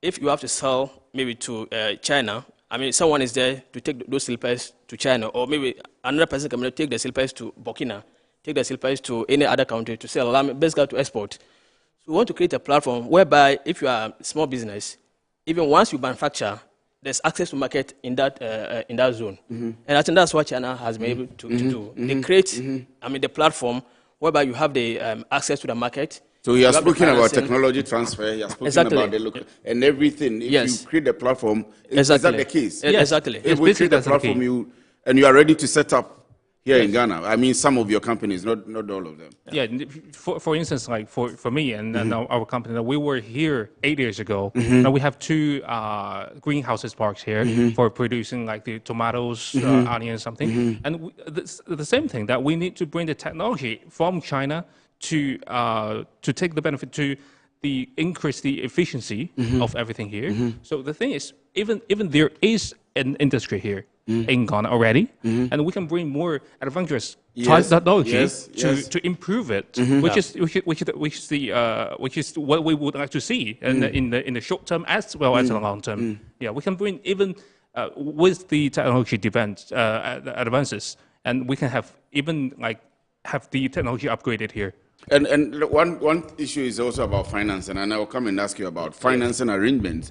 Usually we have the government to government, governments coming to you and so on and so forth. But for the industries, for the businesses, are there any financing arrangements, or are you planning in any way that you can support our industries? You have mentioned technology, which I'm very happy about, the setting up. Financing, is there any arrangement like that? Yeah, that's vital. That's the vital part of the localization here. So we had the meeting with Exim Bank already, and as well because in China we have like say Cat Fund, we have China Exim Bank, we have the Bank of BRICS. So for all of them, that they're supporting all these Chinese companies localizing here. And we're seeking the collaboration between the banks of from Ghana and even from Africa with the Chinese banks. And that way, from various perspectives, from equity perspective, from debt perspective, we're seeking them. And for many of the Chinese banks and the financial institutions, they're seeking for opportunities to invest here in Ghana. So this is how it will work. So if somebody, I mean, we should have had this conversation on Monday. When is the conference ending? Yeah, it's Friday tomorrow. Tomorrow. Is the last day, yes. So people can come in. Yes. And then especially the business people who are watching us, who want to maybe expand their businesses or have some form of collaboration, should come in. Exactly. Tomorrow. Where is it happening? Yeah, Labadi Beach Hotel. So it started from Monday Labadi yes. Beach Hotel. Yes. And then it's happening. There's something I'm reading about RNB Ghana City swap arrangement. What's that about? Okay, so if you look at the in business, if you are investing in a country, you need to have stable currency. And I mean, we all know what is happening in Ghana, where our currency today, let's say US dollar, has not been stable. And if, let's say, you want to put in money, so let's say, you have a partner who wants to invest in a technology in Ghana to do a particular business. The partner has to predict that, okay, the returns I'm going to get will be what I'm going to get. Without that predictability, it becomes an issue. So what we're trying to do is that want an arrangement whereby if you are getting the technology from China, why can't you pay the technology in the Chinese yuan instead of a US dollar? So we're trying to see how we can disintermediate. Pay directly to them. Exactly. So the swap arrangement is basically to get a local bank in Ghana with the central bank support, where you can pay. Let's say you get a machine you want to buy from China, right? So you pay the money, you give the Ghana cedis to, let's say, the partner bank in Ghana here. The partner bank will buy the RMB from China through another collaborative bank in China. Then you settle the transaction without necessarily have to go through to get a dollar to settle the transaction. So that's what we are trying to do. And if you look at some of the banks in Ghana, like Access Bank, they have a branch in China, and even Standard Chartered Bank. So if we are going to create these city parks, we want to... Yes, because we have a lot of women in the Kumasi market, Abublushi market, who go and import materials and so on and so forth from China. And most of the things that we have on the market now, we import them from China. Exactly. So it's important that we have these kind of arrangements. Exactly. So to do that RMB, Ghana City swap arrangement, so that we can really, we're not saying we are going to move away from the dollar, but there has to be that, diversity in terms of how we trade. If we trade more with China, with RMB, we should go for that. And we should put some mechanism in place to stabilize that, market. And if we do that, it will attract the currency will be stable, and the Chinese also be comfortable to bring in their capital to partner with the local, partners. Let me run away from the main discussions a bit. There is the issue of agri here in Ghana. We have cocoa, we have lots of cash tree crops. We have lots of all of these, the arrangements that we have with Europe. We have AGOA with the US and so on and so forth. I mean, moving forward, what's the plan? How are we able to, first of all, improve our raw agric in partnership with China, add value to it, and then maybe to the point of exports? Is there any plan like that? I'll ask him before I come to you on that. Yes. So this is what we have our response to the Two Nations Twin Parks initiative. So basically, for this initiative, is we would like to have a park in Ghana, which the Chinese companies are investing here as well, and they can they can make the exhibition hall to exhibit the Chinese products here as well.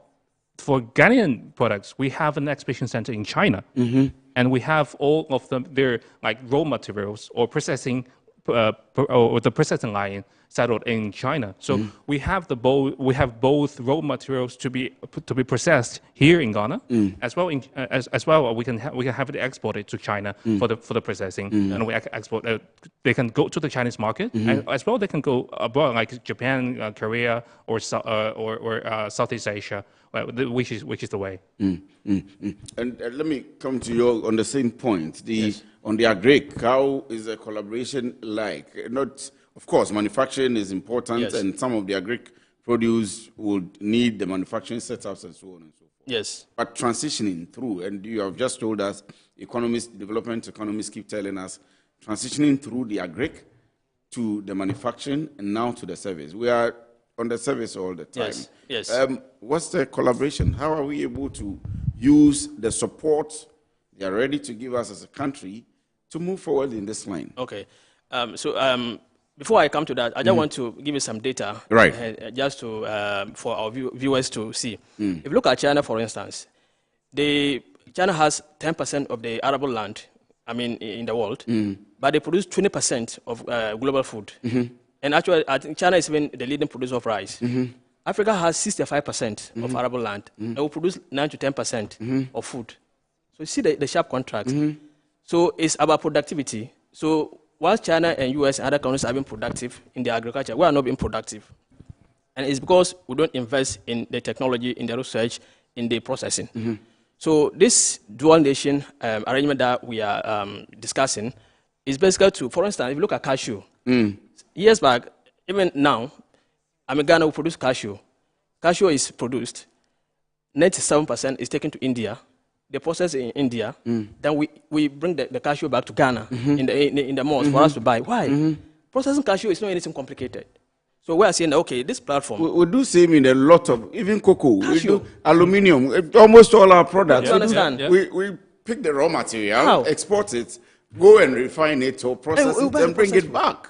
So what we're saying that let's create an agriculture park whereby the cashew, if you want to do cashew, if you want to process cashew, you can go to India, China. China, you can even go to China, you buy the machine, bring it to Ghana. You have the processing, you do the processing, you have the processed cashew. You can send it to China, you can send it to even Middle East, they like cashew. You can send it to even Europe. So that's the whole idea that we're trying to... So if you are watching us now and you're a businessman, or you're a potential businessman, you're a startup, you're an SME, you're a large corporate entity, I think you should find your way today or tomorrow to the Labadi Beach. That's what you say. Yes. Labadi Beach Hotel, and make sure that you take advantage of this. And because I'm announcing this, Chan, let me ask you, when we come there, are we going to see you? Yes, sure. Definitely. And then your colleagues, they are all seated, or they're all there. Talk that... we have all enterprise sitting there.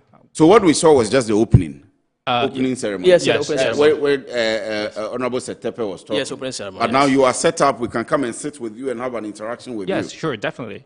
Okay, that's good enough, because a number of times people come for these conferences or these meetings, and then they just come and listen to speeches or the opportunities available without having the opportunity to network and to explore. That's why I'm asking whether if I come there today, I'll be able to talk to you. Yeah, definitely. I'll see the big man himself and talk to him. Yes, because from my point of view, that I will actually hear from the voices of Ghanaian entrepreneurs. It's not just me or the companies bring their technology in. We need to know the needs from currently the Ghanaian entrepreneurs, what they need. What I say, you mentioned about the agro processing.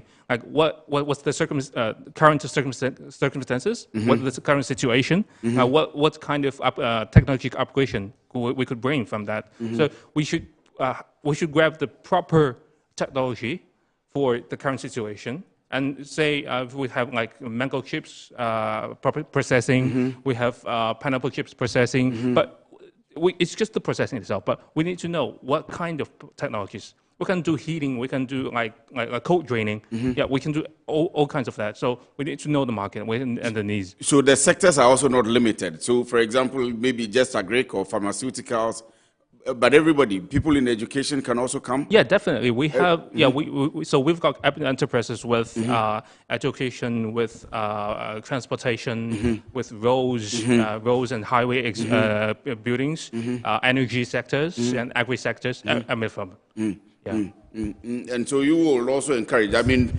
I'll come back to you for your final words to the people that are watching us, but you will encourage everybody to come. Oh, yes, because once you come around, you see the Chinese, you listen to the presentations ongoing, and you can identify maybe which Chinese company you want to interact with, get the contacts, engage further, what technology you want. I mean, you can just, it's a beginning of discussion in terms of maybe getting a partner from China. Beyond here, before I come back to the way for us as two countries moving forward in business relations, what's the way? How are they thinking? Let me ask you, if anybody is not able to come for the program, I mean, it started on Monday, and we should have done this on Monday. Yes. Forgive me, I think if producers had put my mind to it, we would have done this Monday or Tuesday. Because I'm very much interested. And I keep saying that I like to get into business. I like to get to, say, pharmaceuticals or something, but I don't know. I don't know how that's going to end. But if anybody is not able to come there, or they are in Kumasi, they are in Tamale, they are in Takrady or other parts of the country, is there opportunity for them? Do you have a website anyway? How do they get to you? Yes. So we are going to have post-event communication. So if you want to interact, we have some contacts. There are even some officers in Ghana representing Sino Africa and all that. So we'll put that out for further engagements. Yes, with those who may be interested. Yes. So you have your team here in Ghana who can continue engaging with people. Yeah, we have our representative office in Accra. Okay. Where are they located? It's. Or we will get that details and put it on. Yeah, we'll get those details and put it on. But my final question to you, because my time is up. Moving forward, what's in it? What's the way forward for us as a country, for individuals, for businesses who want to get into business and maybe play on the Chinese space? So I've got to say this is a huge opportunity for both China and Ghana that we could find a collaboration and we could seek for business potential businesses to carry on, and for that we could have more like localized manufacturings with the businesses development between the two nations. We can have the exports, more exports for Ghana, and more foreign currency reservations for the country. So basically this summit is designed for the benefit of increase of Ghana. Right. And in 30 seconds, your final words to the people watching us. What I would say is that for us to have a stable economy, we need to work on our currency. And there's no way we can achieve this currency war if we don't add value to what we have as a country. And for me, I think this is an opportunity as a country for us to add value to what God has endowed the country with and drive the economic stability of the country. And we, the citizens, have to take that charge. Dr. Abdul Jalil Ibrahim, my very good friend, is a lecturer, senior lecturer at the UPSA, and of course, a consultant to FT Global, and Chan Gao is a chief executive officer, Sino Africa Group. They have an office here, so maybe Monday, Tuesday on the show, we will put their numbers and location out so you can take advantage of the China-Ghana business relationships, and maybe you would get some support, or you can also offer your kind of support. So thank you very much for staying with us this afternoon. It's been Business Edge. We started the show, of course, with the exchange rate and with the discussions on the economy with the two, should I say, not politicians, but economists, chartered economists.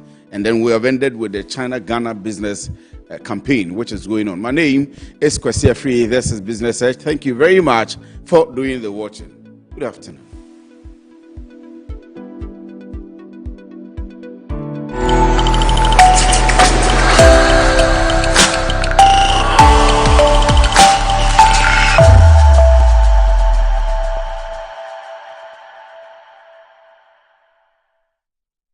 Clean your compound every morning.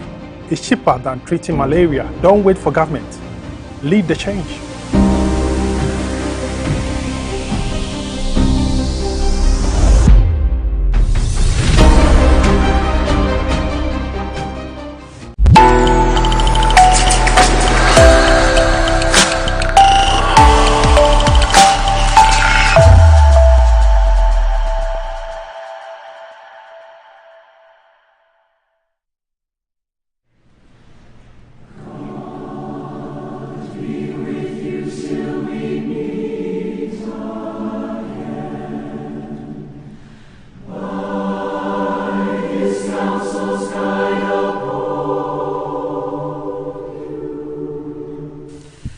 Osi Aja Tekbo IV, Paramount Chief of Abatime Traditional Area, Mr. Kwame Anyomide, Head of Oklu, Anyomide, Anku and allied families, Mr. Seth Anyomide, Madam Mercy Atape Akoto, and the district's pastor, Deeper Christian Life Church, Medina, regret to announce the death of their daughter and sister, Madam Mary Ann Oklu, whose sad departure occurred on Friday, 24th January 2025 at the Ga East Municipal Hospital, Accra. She was 83 years. Funeral arrangements are as follows. Laying in state will be on Friday, 27th June 2025 from 7 a.m. to 9 a.m. at the Ghana Atomic Energy Park, Accra. Burial service will take place also on Friday, 27th June 2025 at 9 a.m. at the Ghana Atomic Energy Park, Accra. The interment is a private one. She was the mother of Eunice Boami and Klaus von Backenstein. Attire for the funeral is black and white. All sympathizers are cordially invited.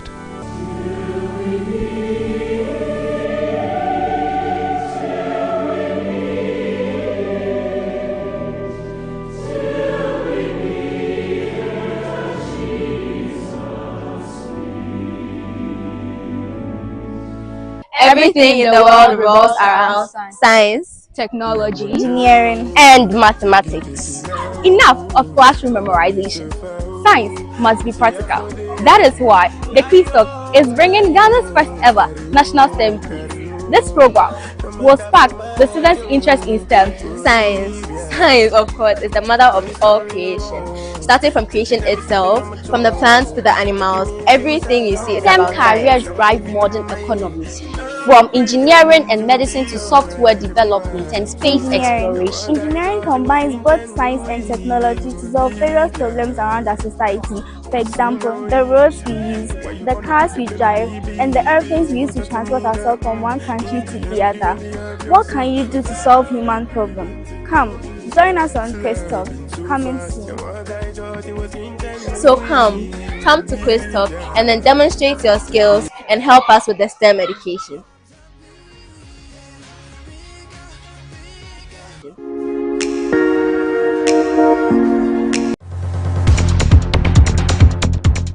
More than 80% of global trade is carried by sea. Most of the products we consume daily travel through ports, making them a key link in the global supply chain.